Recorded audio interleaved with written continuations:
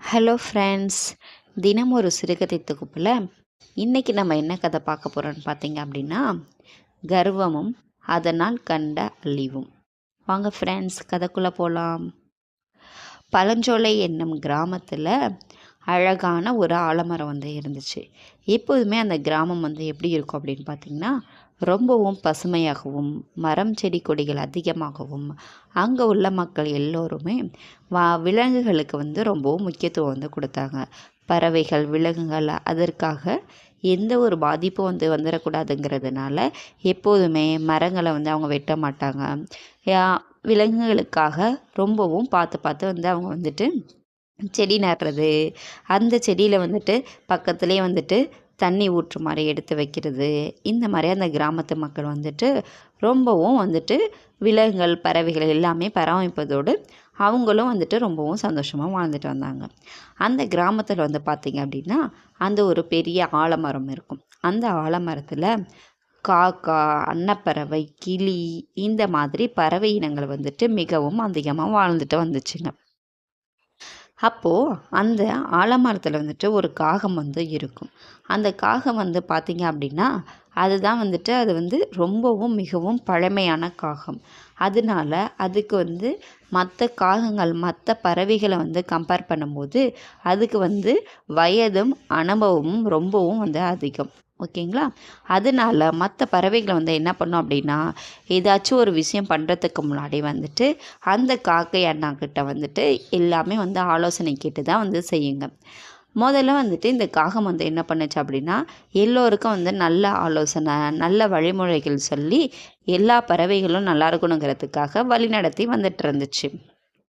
இப்படி இருக்கும்போது எல்லா அன்னப்பறவை, சிட்டுக்குருவி, கிளி எல்லாமே அதுங்கள்ட்ட ஆலோசனை கேட்குறதுனால ஒரு நாளைக்கு அப்புறம் என்ன ஆயிடுச்சு அப்படின்னா காகத்துக்கு மிகவும் கர்வம் அதிகமாயிடுச்சு.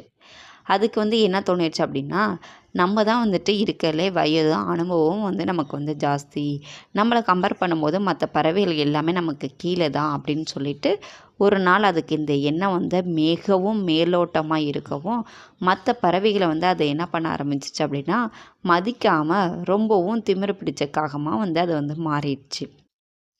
இதை பார்த்த மற்ற பறவைகளுக்கு ரொம்பவும் கவலையாகவும் இருந்துச்சு. ஏன்னா இதுக்கு முன்னாடி அந்த காகம் எல்லாத்துக்கும் நல்ல வழிமுறைகளை சொல்லி வழி நடத்தி வந்துடுச்சு. இதனால் எல்லாமே நம்மக்கிட்ட தான் ஹெல்ப் கேட்குறாங்க, எல்லாமே நம்மக்கிட்ட தான் எல்லா ஒரு அறிவுரைகளும் கேட்குறாங்கன்னு நினச்ச அந்த காகம் என்ன பண்ணுச்சுன்னா, அகங்காரம் அதுக்கு ரொம்பவும் அதிகமாகிடுச்சு. இதை எப்படியாச்சும் நம்ம பழைய காகமாக மாற்றணுங்கிறதுனால எல்லா குருவிகளும் யோசிச்சுட்டு இருந்தாங்க. ஆனால் என்ன தான் யார் என்ன எடுத்து சொன்னாலும் அந்த காகம் கேட்குற மாதிரி தெரியல. இப்படி நாட்களை சென்றுட்டு இருந்துச்சு. அந்த ஆலமரத்துக்கு கீழே பார்த்திங்க அப்படின்னா நீர்நிலை மிகவும் அதிகமாக இருக்கும். ஏன்னா அந்த இடத்துல ஒரு குட்டை இருக்கும். அதில் எல்லா பறவைகளும் குளிச்சுட்டு எப்போவுமே விளையாடிட்டு இருப்பாங்க. அதில் ஒரு நாள் பார்த்திங்க அப்படின்னா அன்னப்பறவை அதில் மிகவும் அதிகமாக இருக்கும். எப்போதுமே மற்ற குருவிகளுக்கு அன்னப்பறவையை பார்க்கும்போது அதுங்களே ரொம்ப ரசிக்கும். இந்த பறவை இவ்வளோ அழகாக இருக்கே அப்படின்னு சொல்லிட்டு அந்த அன்னப்பறவை குளிக்கும் போது மற்ற பறவைகள் எல்லாமே அன்னப்பறவை எவ்வளோ அழகாக இருக்குது அப்படின்னு சொல்லிட்டு ரசிச்சுட்டு அதுங்க கூட பேசிட்டு அதுங்க வேலையை பார்க்க போயிடும். ஆனால் இந்த அகங்காரம் கொண்ட காகம் மட்டும் என்ன பண்ணோம் அப்படின்னா, இந்த பறவை மட்டும் என்ன எல்லா குருவிகளும் அது அழகாக இருக்குங்கிறதுனால அது மேலே ரொம்பவுமே ஆசையாகவும் ரொம்பவும் ஈர்ப்பாகவும் இருக்காங்க. இந்த அன்னப்பறவையை நம்ம எப்படியாச்சும் அசிங்கப்படுத்தி தோக்கடிக்கணும் அப்படின்னு சொல்லிட்டு காகம் ரொம்ப நாளாகவே நினச்சிட்ருக்கும். அதனால இந்த காகத்துக்கு இந்த அன்னப்பறவையை பார்த்தா சுத்தமாகவே பிடிக்காது. எப்போதுமே அந்த அன்னப்பறவைகள் டெய்லியும் என்ன பண்ணுங்க அப்படின்னா, அங்கே நீராட வருங்க. அப்போது எப்போதுமே காகம் வம்பிழுத்துட்டே இருக்கும், ஏதாச்சும் சொல்லி சண்டை போட்டுகிட்டே இருக்கும் அதுங்கள்ட்ட. இப்படி டெய்லியும் சண்டை நடக்கிறதுனால ஒரு நாள் தான் அந்த அன்னப்பறவையில் இருந்த ஒரு அன்னப்பறவை என்ன பண்ணுச்சு அப்படின்னா, காகமே, நாங்கள் டெய்லி இங்கே குளிக்கிறதுக்கு மட்டும் தான் வரோம், உங்ககிட்ட நாங்கள் சண்டை போடுறதுக்கோ வீண் வாக்குவாதத்துக்கும் நாங்கள் ஒன்றும் வரல அப்படின்னு சொல்லி பேச்சு கொடுக்கும்போது, இப்படி 2 பேர் பேசிகிட்டு இருக்கும்போது அந்த பேச்சு ஒரு மிகவும் ஒரு ஒரு போட்டி வரைக்கும் போய் நின்றுச்சு. அப்போ அந்த காகம் என்ன நினச்சிச்சு அப்படின்னா, நான் வந்து உங்களுக்கு ஒரு போட்டி வைக்கிறேன். அந்த போட்டியில வந்து நீங்களும் நானும் 2 பேத்துல யார் ஜெயிக்கிறாங்களோ, அவங்க தான் வந்துட்டு அவங்க வந்துட்டு இப்ப நீங்க ஜெயிச்சீங்க அப்படின்னா, நீங்க என்ன சொன்னாலும் நான் கேட்பேன். நான் ஜெயிச்சேன்னா, நான் என்ன சொன்னாலும் நீங்க கேட்கணும். ஏன்னா வயதும், அனுபவமும் எனக்கு வந்து ரொம்பவும் மிகவும் அதிகம். அதனால நான் தான் அந்த போட்டியில வந்து எப்போதுமே வந்து வின் பண்ணுவேன். உங்களால வின் பண்ண முடியாது அப்படின்னு சொல்லி மனசுக்குள்ள நெனச்சிருச்சு. ஆனா, அந்த அன்னப்பறவையோட அம்மா வந்து என்ன சொன்னாங்கன்னா, அந்த சின்ன அன்னப்பறவைகிட்ட, காகத்துக்கிட்ட வந்து தேவையில்லாம நம்ம போட்டி போட வேணாம். நம்ம வீட்டுக்கு போவோம் அப்படின்னு சொல்லி கூட்டிட்டு போயிட்டாங்க.